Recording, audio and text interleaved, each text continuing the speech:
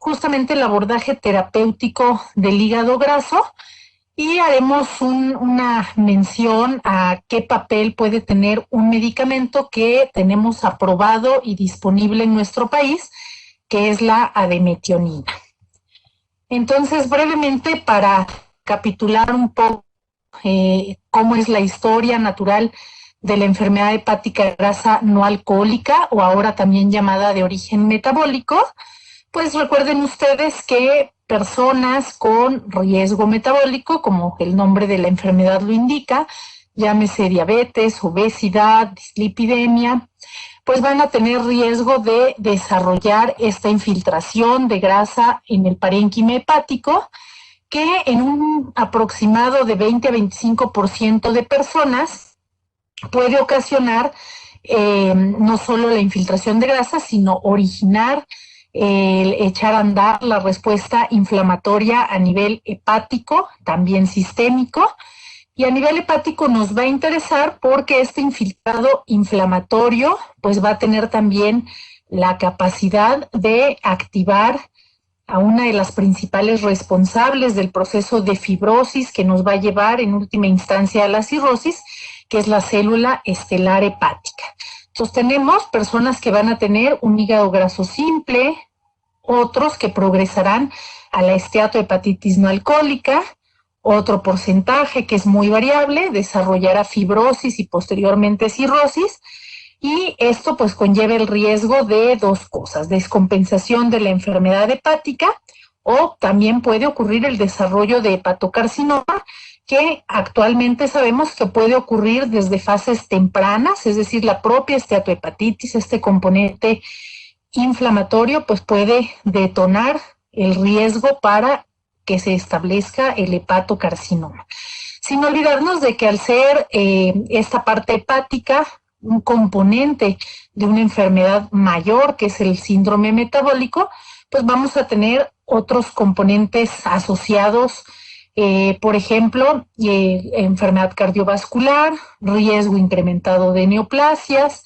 importantemente, pues resistencia a la insulina. De forma muy general, pues tenemos que en las diferentes etapas o fases de esta enfermedad se activan o se prenden diferentes vías fisiopatológicas que van a culminar en el proceso último de fibrosis o cirrosis, pero que sabemos que no es lo único, esa es la fase final, pero partimos desde un hígado normal en el cual entran en juego factores importantes asociados al síndrome metabólico, como la resistencia a la insulina y alteración en el metabolismo de los lípidos, ácidos grasos libres y particularmente triglicéridos, que van a generar pues una respuesta de lipotoxicidad y estrés oxidativo en el organismo del paciente afectado, que a su vez van a dar lugar a la activación de la respuesta inflamatoria y de la respuesta inmune, para posteriormente pues activar vías de muerte celular, ya sea apoptosis o necrosis,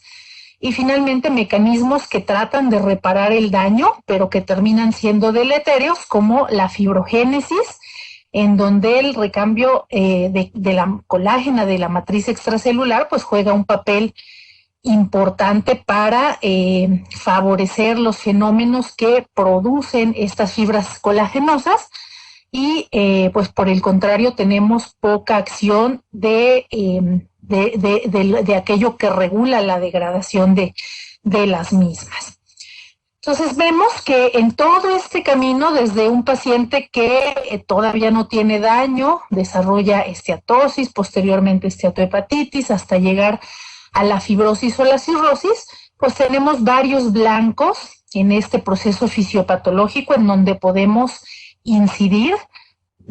para buscar tratamientos que puedan ayudar a nuestros pacientes. Y vean que pues son muchísimos que se han estudiado, muchos de ellos todavía continúan en estudios fase 2 o 3, Y bueno, tienen la particularidad de ir hacia blancos terapéuticos en todo este proceso fisiopatológico que puede ocurrir en la enfermedad hepática grasa de origen metabólico. Algunos tienen varios blancos de acción, por ejemplo, cenicriviró, que ustedes pueden aquí observar, que puede modular la respuesta inflamatoria e inmune, puede también modular la muerte celular y posiblemente el proceso de fibrogénesis. El celonsertib, por ejemplo, que también tiene acción a nivel de procesos de muerte celular o de fibrogénesis. Otros que actúan mucho más tempranamente en el proceso de daño, por ejemplo, si vamos muy al inicio del proceso de fisiopatología de esta enfermedad, cuando se está ante la resistencia a la insulina y comienza el deterioro en el metabolismo lipídico, pues podemos echar mano de cosas como pioglitazona, como los análogos de GLP-1, por ejemplo. Se han hecho algunos estudios con inhibidores de DPP-4. Hablando de lipotoxicidad y estrés oxidativo, pues hay mucho en camino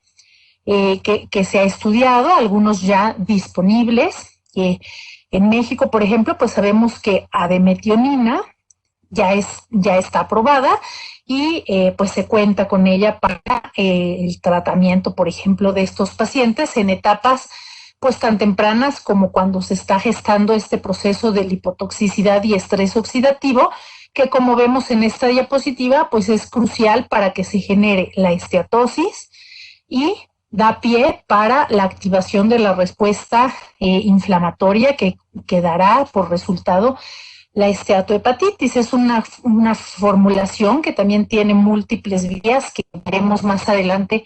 en los estudios que se tienen pues con este fármaco. Entonces tenemos múltiples blancos terapéuticos en donde podemos ejercer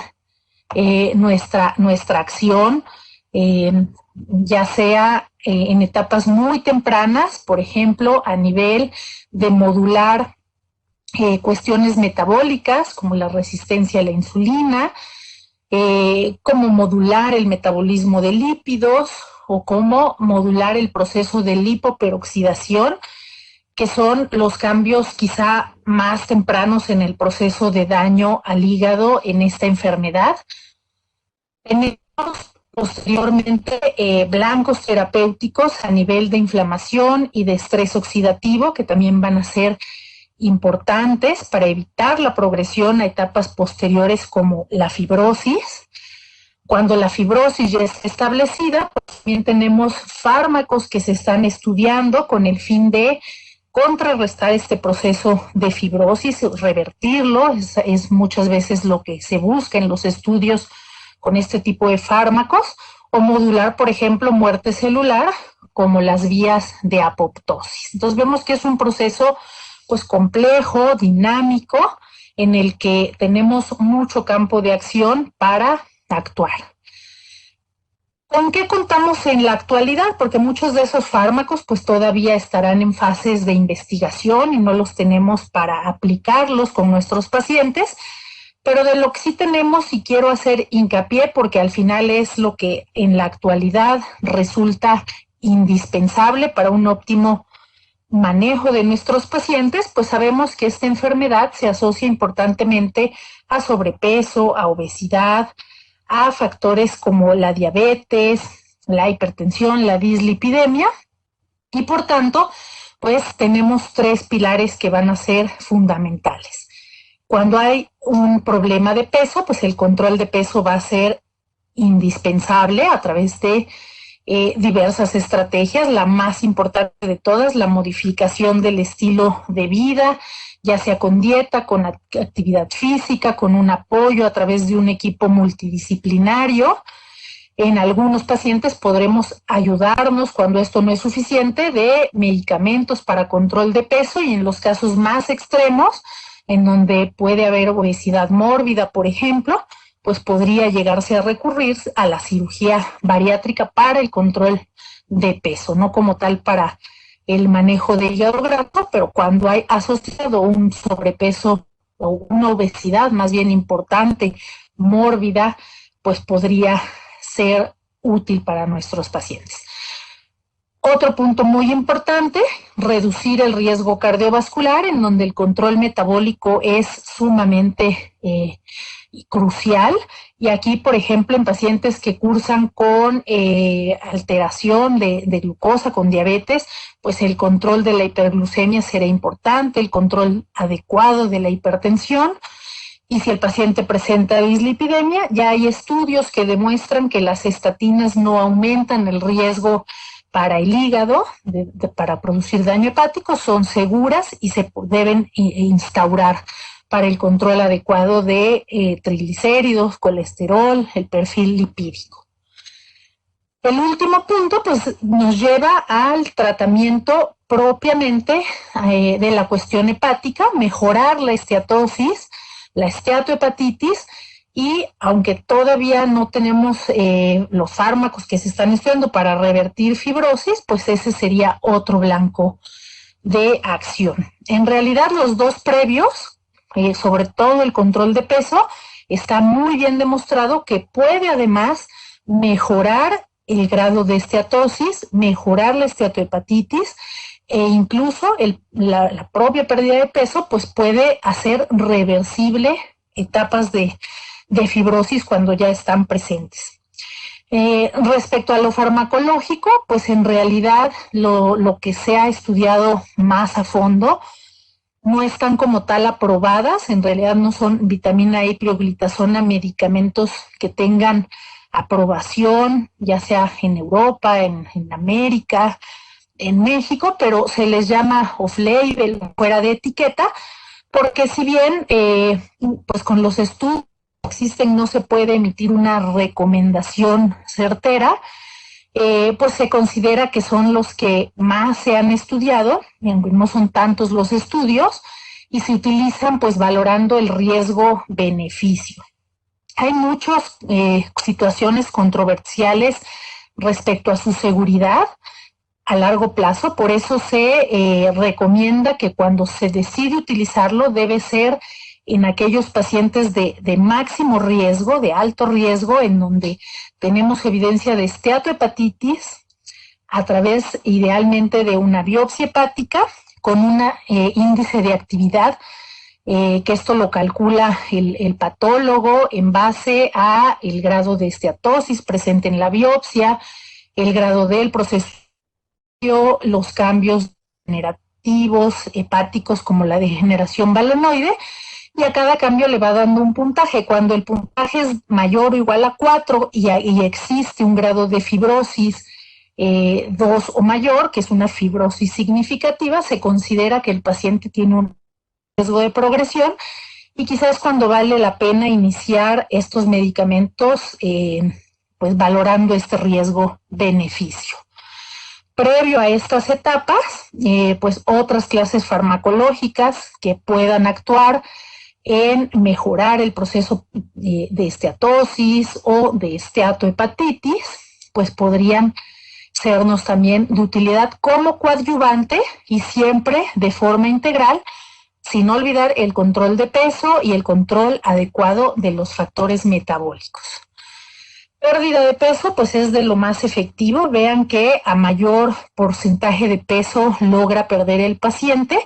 vamos a tener mejoría en cambios desde la esteatosis hasta incluso se ha reportado regresión de fibrosis.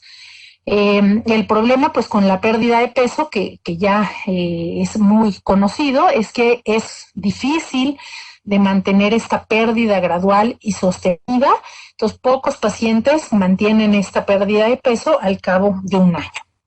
De ahí que pues es importante brindar un apoyo multidisciplinario, y cuando el paciente se ajusta adecuadamente a las modificaciones al estilo de vida, perfecto. Si no es el caso y necesita apoyo adicional, pues puede echarse mano de la farmacoterapia, o en casos extremos en donde hay índices de masa corporal de más de 35 y después de haber hecho una evaluación completa con especialistas en las clínicas de bariatría o de obesidad, siempre apoyándonos de consejería con expertos, con nutriólogos, psicólogos, el bariatra, pues podría considerarse la cirugía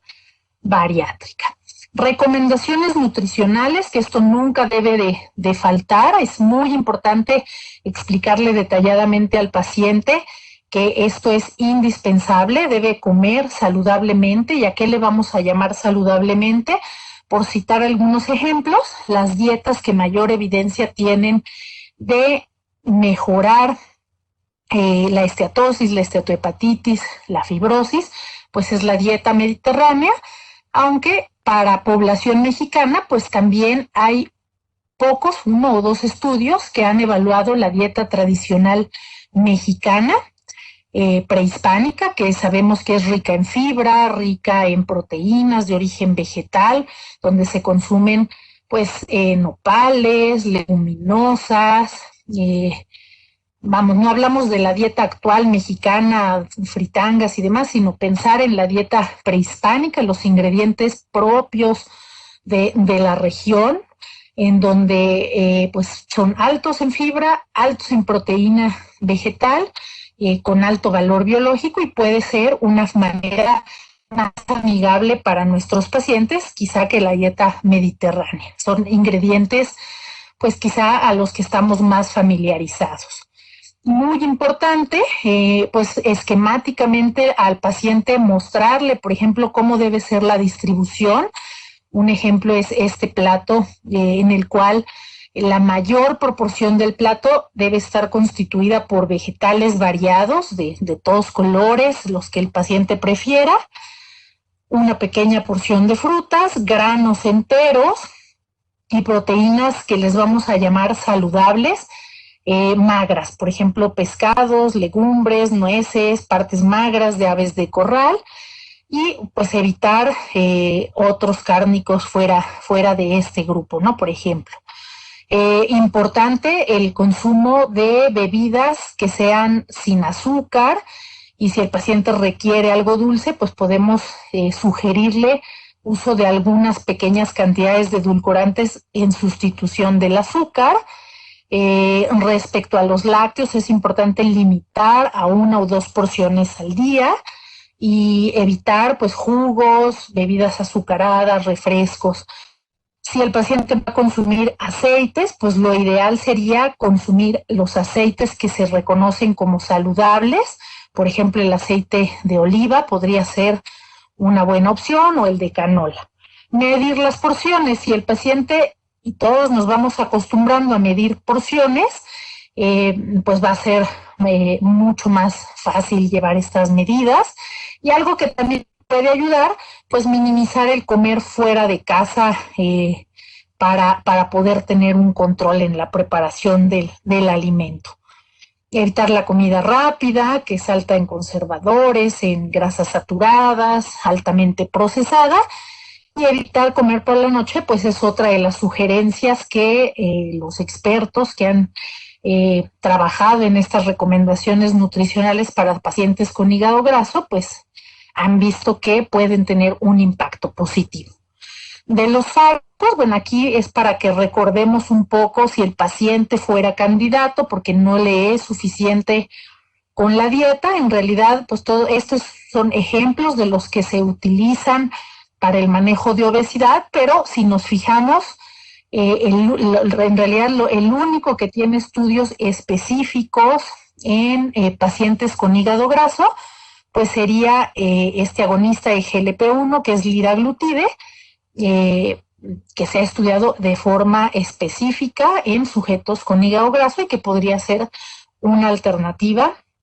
si el paciente requiere apoyo adicional para el control de peso. Y brevemente, para que nos veamos esta gráfica en donde pues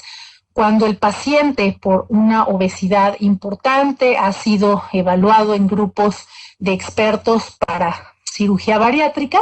pues se ha visto que esto también puede tener, si el paciente concomitantemente tiene hígado graso, pues este depósito de grasa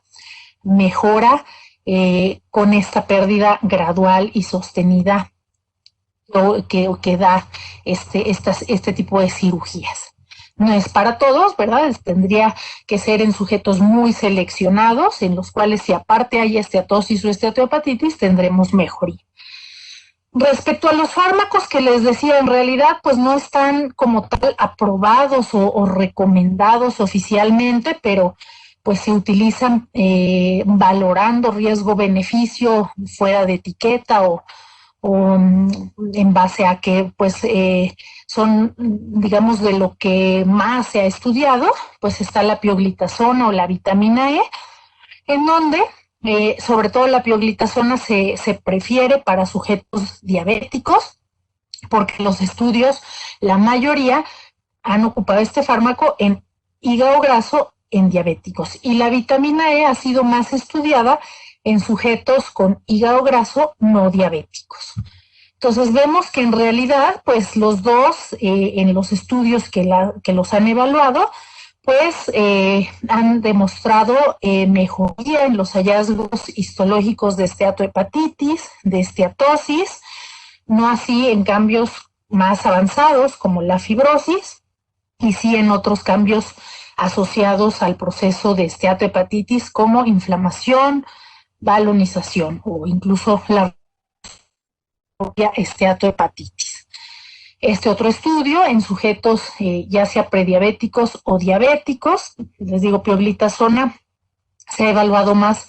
en prediabetes o diabetes, a diferencia de vitamina E que se ha evaluado más en no diabéticos. Y aquí también podemos observar que pues también se demuestra que este medicamento ha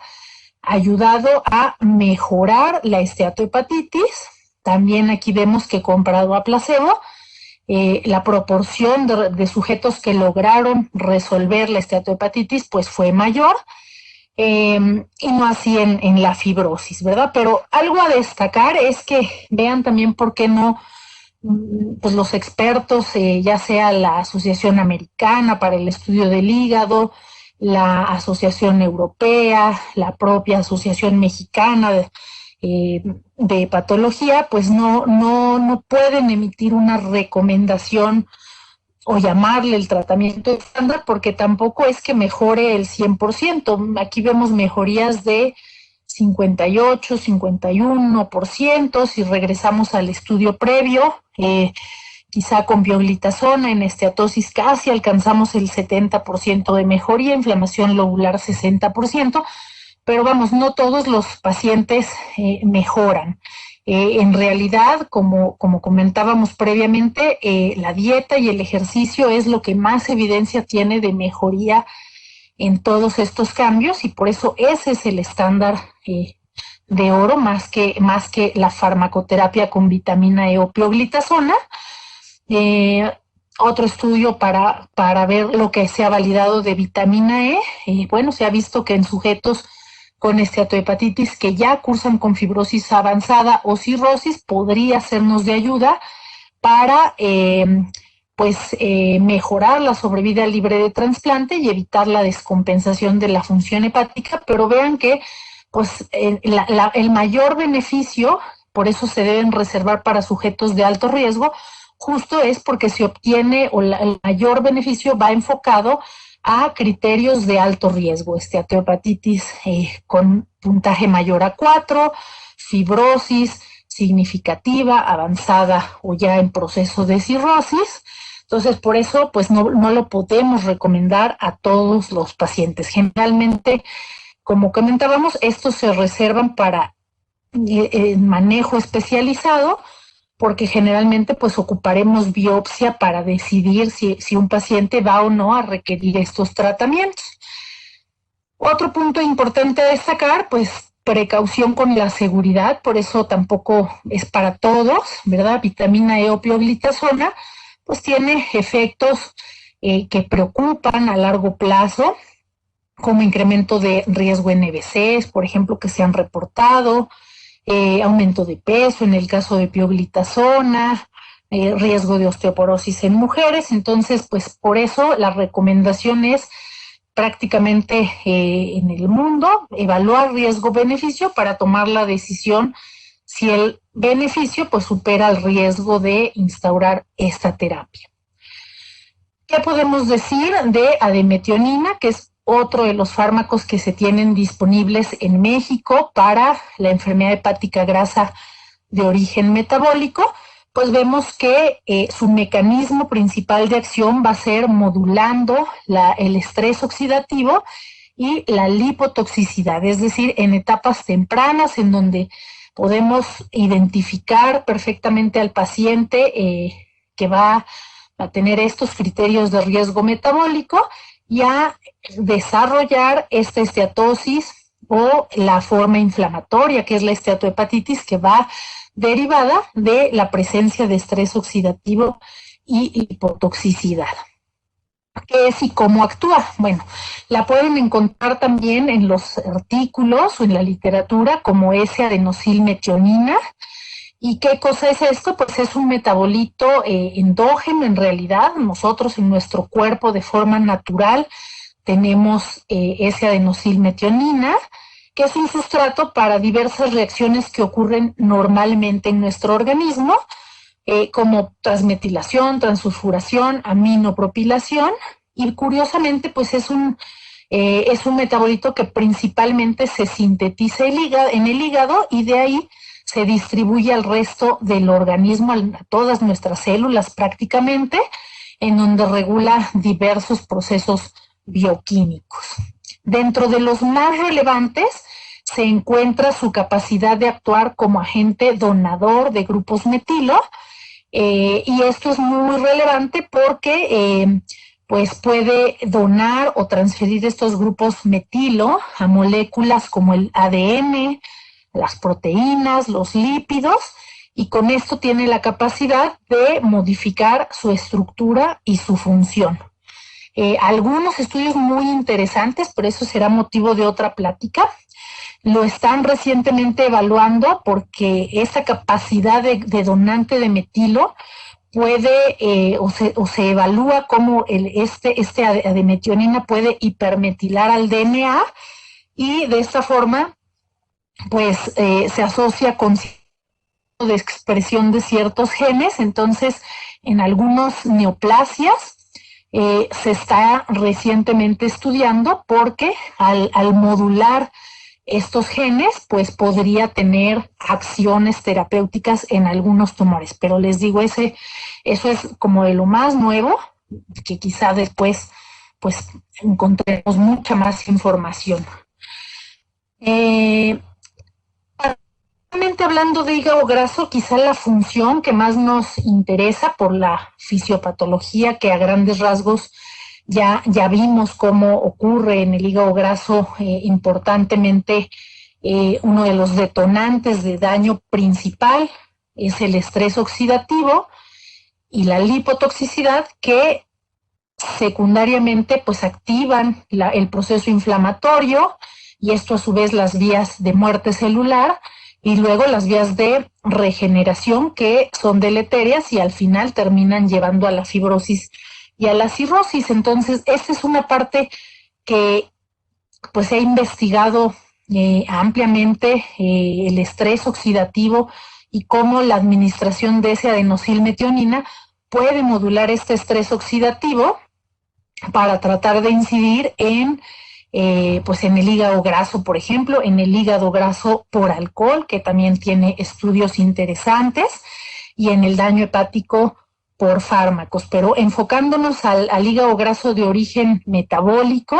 pues al modular este estrés oxidativo, ¿cómo es que esto ocurre? Básicamente es porque la S-adenosilmetionina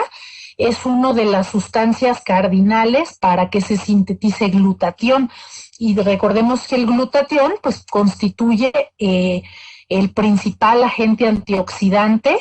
de todo nuestro organismo de forma natural. Entonces, al administrar esa adenosilmetionina, hay estudios que demuestran que este estrés oxidativo, pues donde se ve comprometido también el glutatión,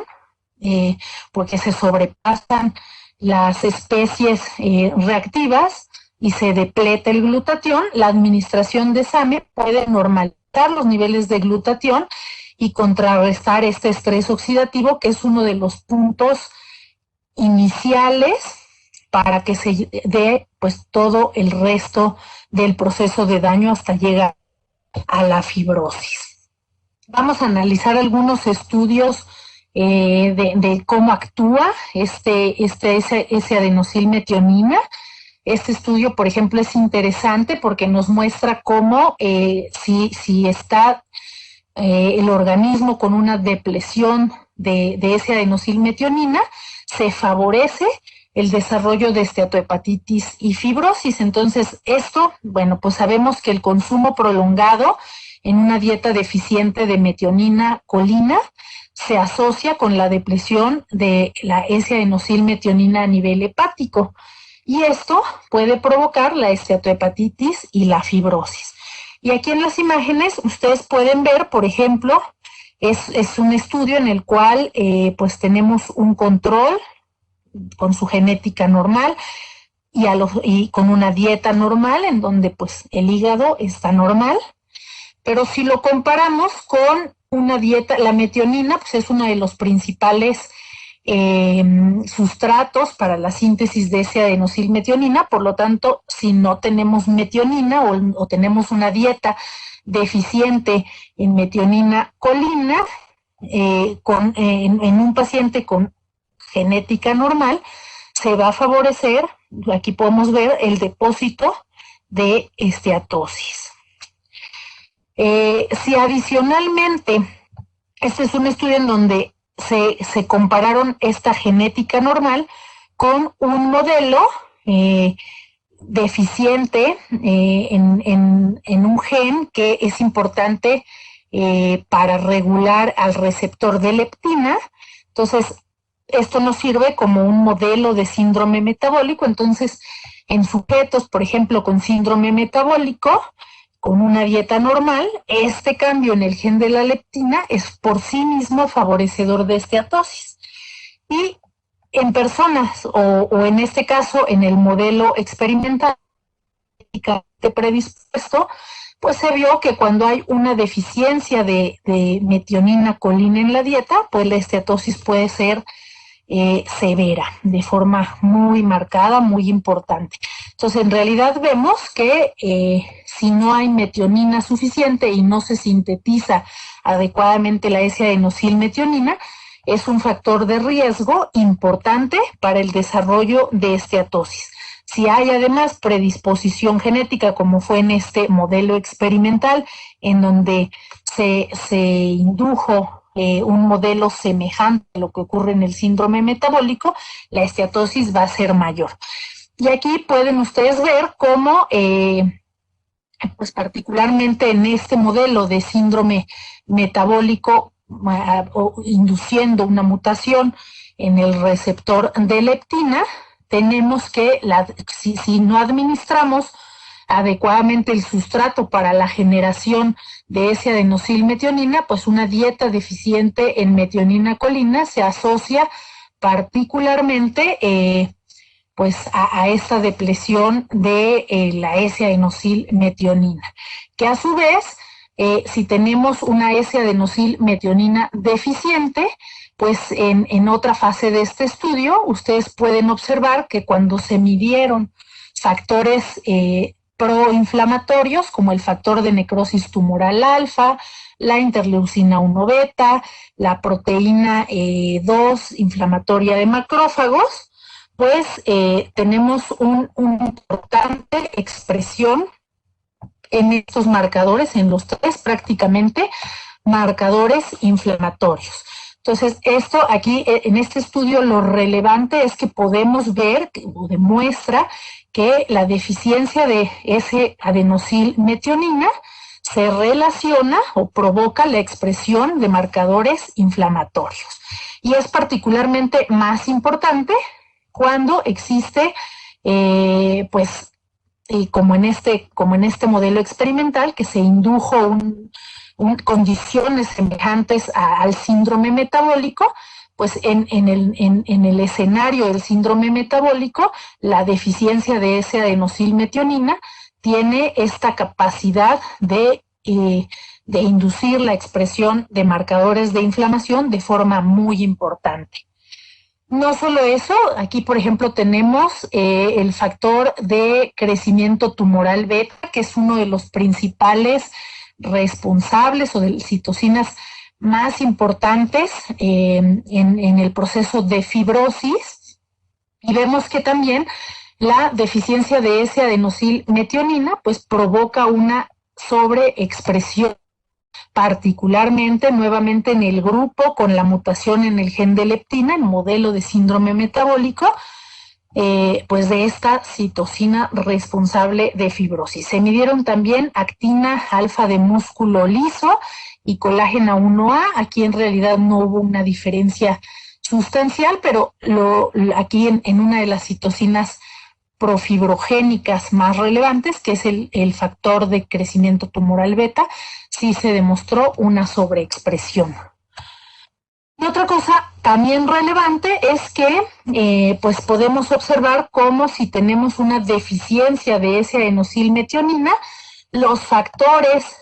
antioxidantes como el glutatión, que al final se sintetizan a partir de la S-adenosilmetionina, pues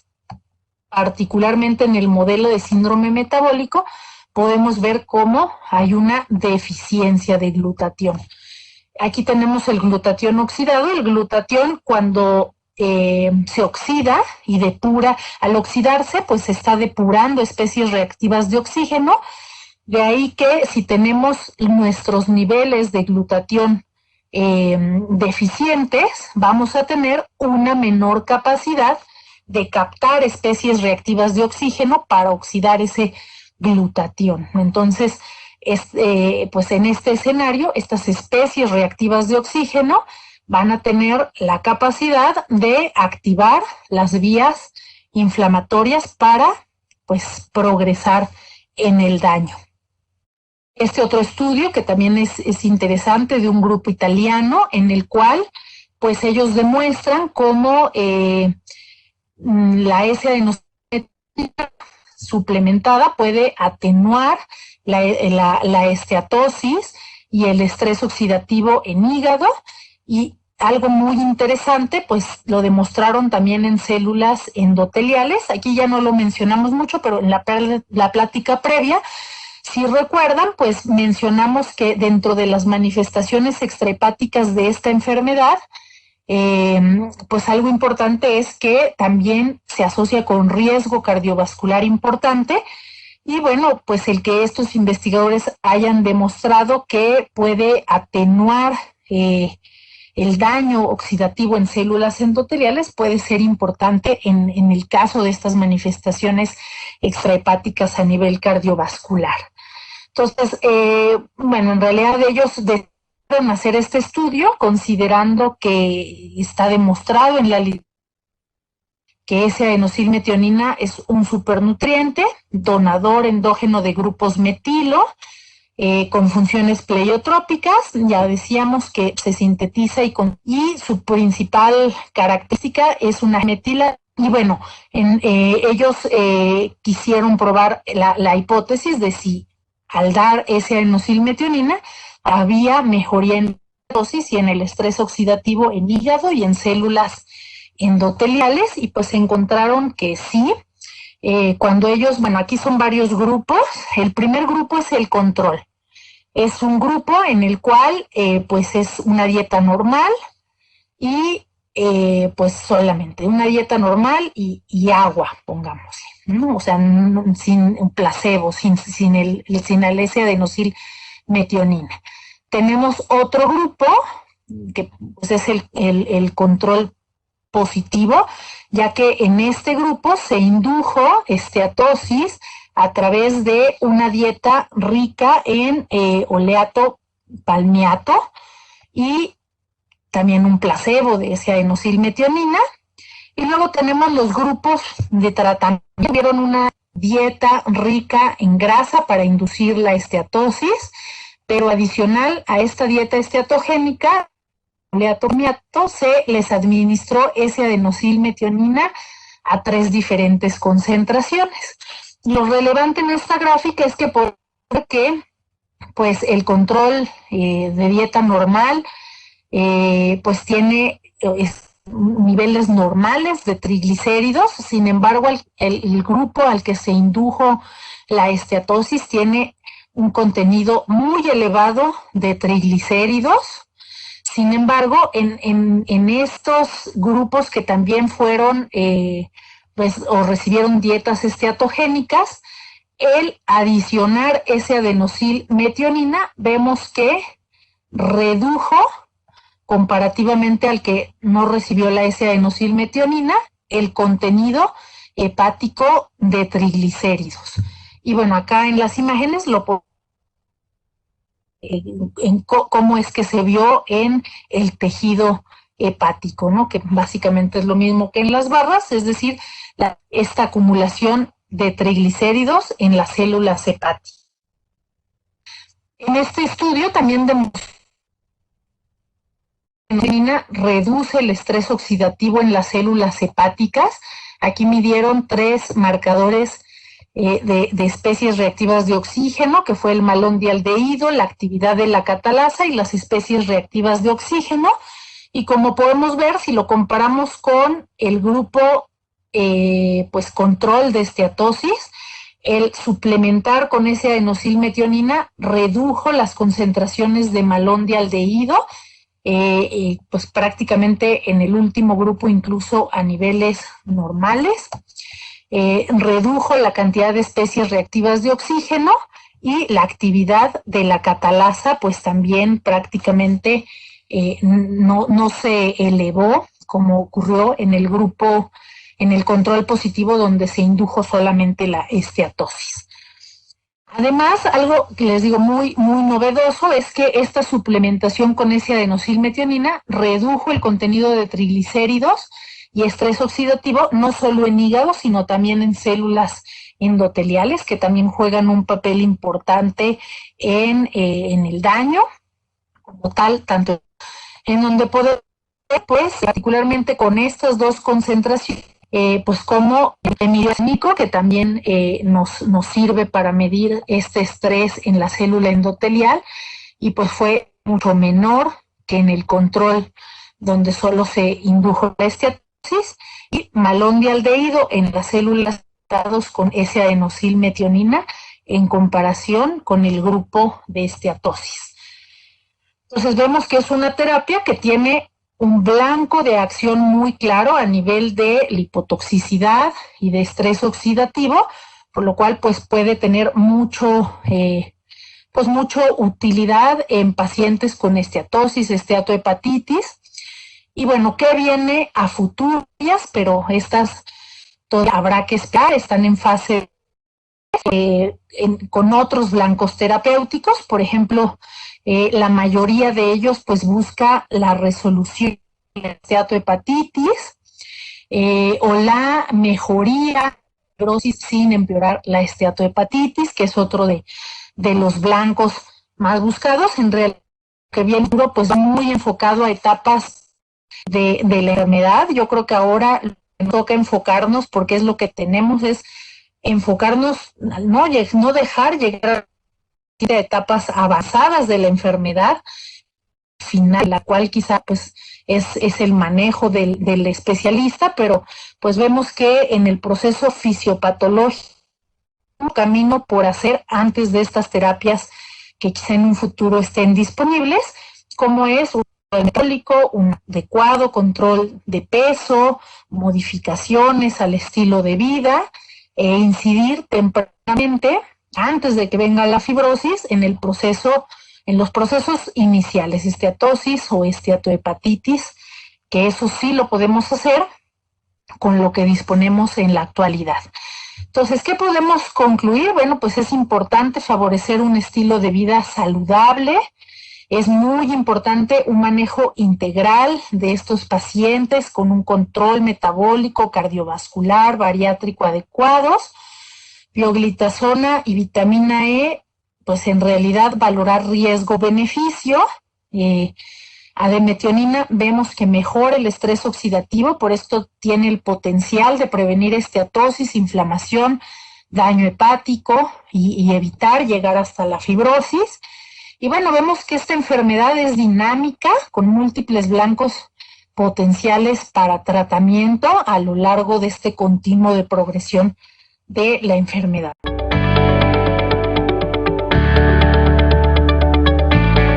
Yo creo que eso es muy importante porque a veces decimos la dieta mediterránea, pero pues las aceitunas a lo mejor no son de nuestro gusto, las alcaparras a lo mejor menos, pero si hablamos con nuestros pacientes, pues unos buenos frijolitos creo que nos gustan a todos y son proteínas saludables, con alto valor biológico, de origen vegetal. Yo creo que pues si decimos, a ver, pues unos nopalitos bien sazonados son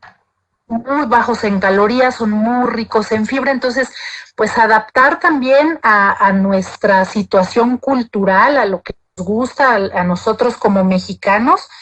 y a nuestros pacientes, para que de esta forma sea mucho más amigable el poder llevar pues una dieta y sentirse más a gusto, ¿no? Con los alimentos pues de nuestra cultura.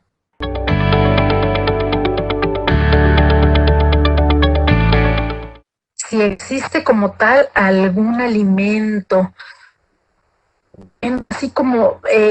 sobre todo, deben preferirse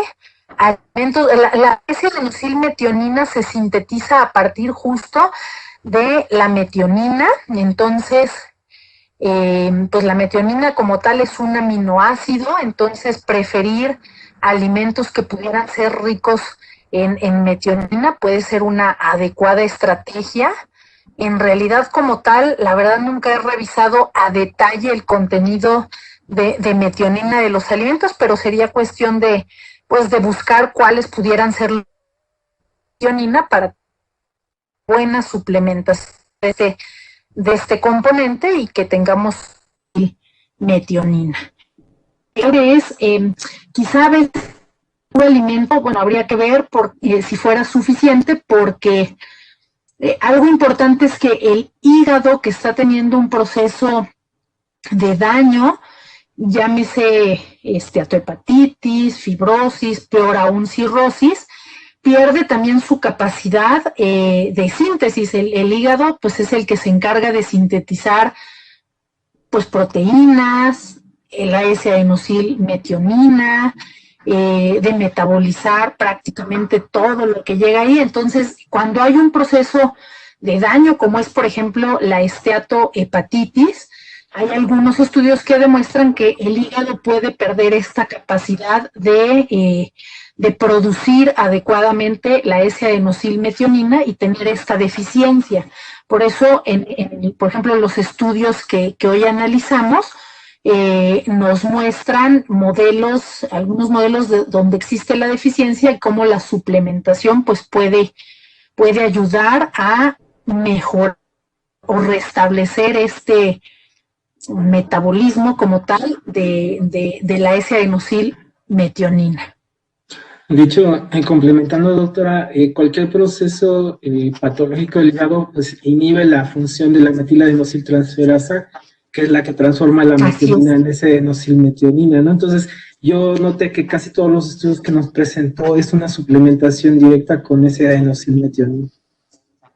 Exacto, porque a lo mejor puedes tener la metionina como tal, pero pierde el hígado la capacidad de transformar esta metionina en S-adenosylmetionina porque se pierde la capacidad enzima. Entonces, de ahí que algunos estudios sugieren como tal ahorrar este paso y dar la suplementación.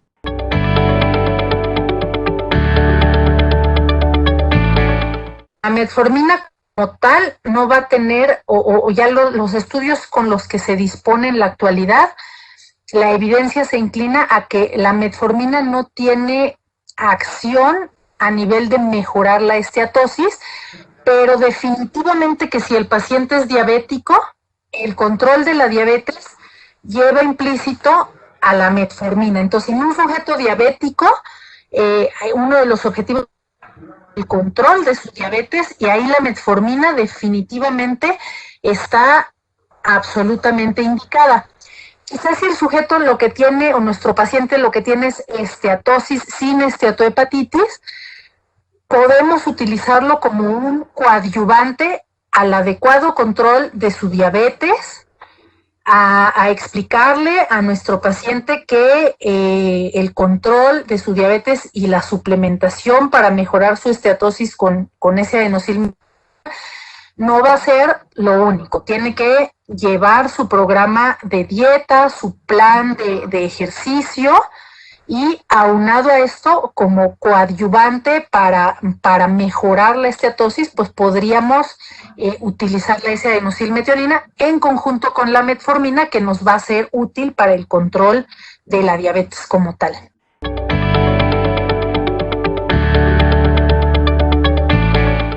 Sería otro de los escenarios en donde puede sernos de mucha utilidad, porque seguramente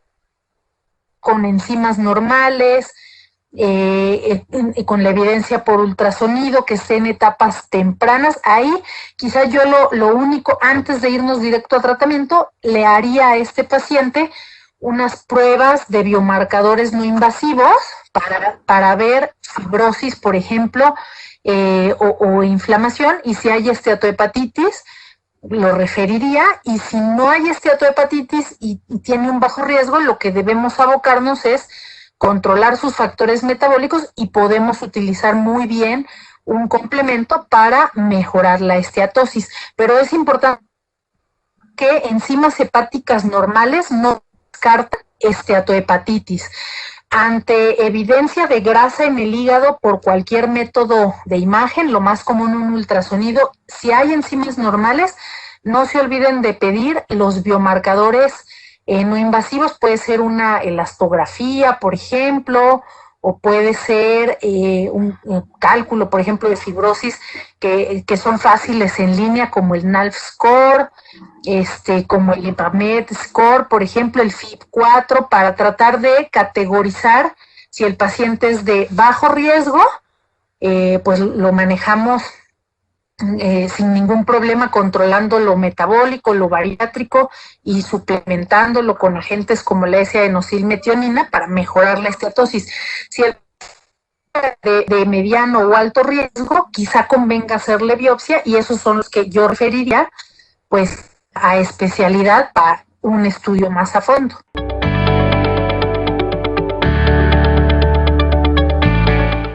Pues es que no hay un tiempo definido, y justo por eso es la controversia de cuando lo vamos a iniciar, prácticamente ya no la vamos a retirar. Por eso se debe reservar para casos en donde es muy alta la probabilidad de progresión, porque el estudio quizá pivote o cardinal es el PIVENS, que está publicado en 2010 en el New England, en el cual se vio que fue por 92 semanas, se los dieron, empezaron el tratamiento, y al cabo de 92 semanas, que fue cuando retiraron el tratamiento, todos los parámetros que mejoraron, como ALT, AST, esteatosis, esteatohepatitis, al retirar el tratamiento, todo volvió a como estaba basalmente antes de empezar el tratamiento. Entonces, de ahí que la recomendación actual pues es que si se decide iniciar tratamiento, pues en general ya tendrá que ser a largo plazo, porque al menos ese estudio demostró que el retirarlo, pues vuelve a lo basal, ¿no? Quizá podríamos considerar retirarlo en un paciente en donde ya tenemos la evidencia de la regresión histológica de la esteatosis, de la esteatohepatitis, y que tiene mucho compromiso para mantenerse con medidas de cambios al estilo de vida, dieta, ejercicio, y que ya cambiaría su riesgo, quizá en esos escenarios, pero pues creo que es de los escenarios más difíciles, porque en realidad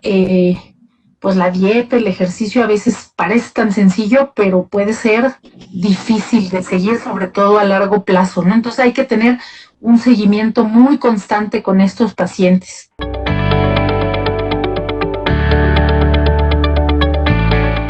Pues ahí muy importante, sobre todo la estatina. Es frecuente que estos pacientes cursen adicionalmente con dislipidemia. Entonces, por algún tiempo se creyó o se decía que las estatinas podían ocasionar daño hepático. Sin embargo, la evidencia más reciente demuestra que no es así y por lo tanto, pues si está indicado porque el paciente además tiene dislipidemia y tiene indicado el manejo con una estatina, hay que darlo para optimizar, mientras mejor control metabólico en todos los aspectos, control de la dislipidemia, control de peso, control glucémico, pues mejores resultados y mejor pronóstico vamos a tener con nuestros pacientes.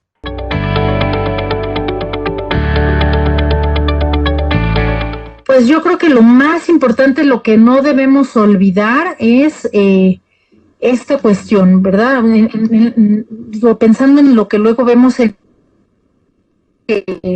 las pastillas mágicas curan la gastritis y se toma uno la pastillita y se olvida de todos los problemas, explicarle a nuestros pacientes que eso no es cierto en cuestiones, yo creo que en todos los padecimientos, pero en particular ahora que estamos hablando de hígado graso metabólico, definitivamente el origen de todo esto es los estilos de vida inadecuados que llevamos, entonces es muy importante pues educar en salud a nuestros pacientes e incidir en cambios al estilo de vida que son fundamentales, insistir en las adecuaciones a la dieta. A lo mejor los médicos muchas veces no somos expertos en esto, pero pues apoyarnos en un nutriólogo o una nutrióloga que nos pueda ayudar a hacer planes de dieta adaptados a cada paciente, que eso va a ser importantísimo al gusto de cada paciente, qué le gusta comer, qué no le gusta, con qué alimentos se siente cómodo, con cuáles no, nos puede dar grandes avances en el apego a la dieta, a la actividad física. Y bueno, vemos que en realidad no hay un fármaco único, o sea, esto es tan amplio y la fisiopatología es tan diversa que es muy importante evaluar en qué etapa o grado de daño está nuestro paciente para saber con qué lo vamos a manejar. Yo creo que en el caso de, aunado a la dieta y el ejercicio, ademetionina cumple con una característica importante en los estudios que se tiene, pues es un fármaco seguro, es un fármaco aprobado en México para esteatosis hepática metabólica, alcohólica también, algunos trastornos neuropsiquiátricos, que también es interesante lo que modulan a nivel neuropsiquiátrico. Entonces es un fármaco seguro y que en etapas de esteatosis, esteatohepatitis es un coadyuvante que pues nos va a ser de utilidad para evitar complicaciones más avanzadas en nuestro paciente, sin olvidarnos de que esto tiene que manejarse en forma integral.